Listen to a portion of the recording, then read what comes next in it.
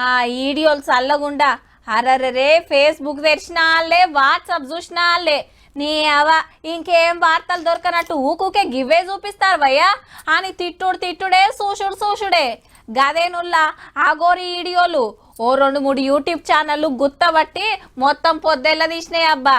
మనమైతే ఒక్క పరిగిన వేయలేదుల్లా కానీ ఇయాలైతే తప్పలే. స్వేచ్ఛగా తిరిగిన ఆగోరికి అస్సలు చేయని పడతలేదటబ్బా. చెంచల్ కూడా జైల్లా లేడీస్ బ్యారేక్ లో పెడితే లేలే నాకు నా వర్షిని కావాలి ఆమె లేకుండా ఉండలేనని గాయ చేస్తుండట షీను.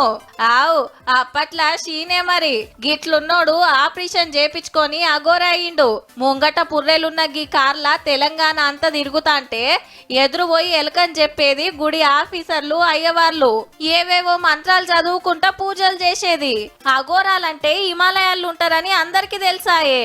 మరి మన షీను గారు ఏడేం మంత్రాలు నేర్చుకుంటో గాని మా అందిలా తిరిగే వరకు మస్తు ఫేమస్ అయిండు. ఆఖరికి బీటెక్ చదివిన పొల్ల లవ్వుల పడి ఇంటోళ్ళ నిడిచిపెట్టొచ్చి అఘోరిని లగ్గమాడిందంటే చూడుండ్రిగా. ఓ దిక్కు పెళ్లిగానే ప్రసాదులు పెరుగుతున్నాయి అల్లా వీళ్ళిద్దరిని చూసి మొగపోరలు ఏడ్చుడొక్కటే తక్కువ. మంచిగా కార్ వేసుకొని దేశం అంతా తిరుగుతాంటే ఇంతల్నే ఓ కేసు అయింది. గప్పట్ల రంగారెడ్డి జిల్లా శంకర్పల్లిలా అంతా మంచి అయ్యేటట్టు పూజలు చేస్తానికి ఒకళ్ళ కాడ 10 లక్షలు తీసుకుందట అఘోరమ్మ. వాళ్ళు కేసు పెడితే పోలీసులు పుణుకులాడుకుంటా పోయి ఉత్తరప్రదేశ్ రాష్ట్రంలో దొరకబట్టి తీసుకొస్తే 14 రోజులు రిమాండ్ కు పంపిండు జడ్జి సారు. కేసు కోర్టులో ఉంది. చట్టం తన పని తాను చేసుకొని పోతుంది. నేను పోలీసులకు సహకరిస్తున్నాను, కోర్టుకు సహకరిస్తున్నాను. ఇప్పుడు మీతో పాటు ఉన్న అమ్మాయి ఇక్కడ ఉంది, మీతో పాటు భార్య నాతోనే ఉంటది. జైలు కూడా మీతో పాటు వస్తుందా?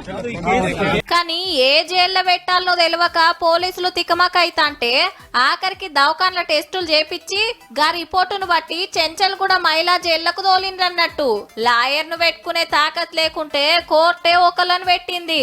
ఇక అఘోరిని లగ్గం చేసుకున్న వర్షిని ఇంటికి ఓనంటే ఓనని జిజ్జు చేస్తే సరే అని రిహాబిలిటేషన్ సెంటర్ కు పంపిండ్రు. లేలే నా పెన్మిటి కాడికే పోతా ఆయన నిడిచిపెట్టి ఉండలేనని సతాయిస్తుందట.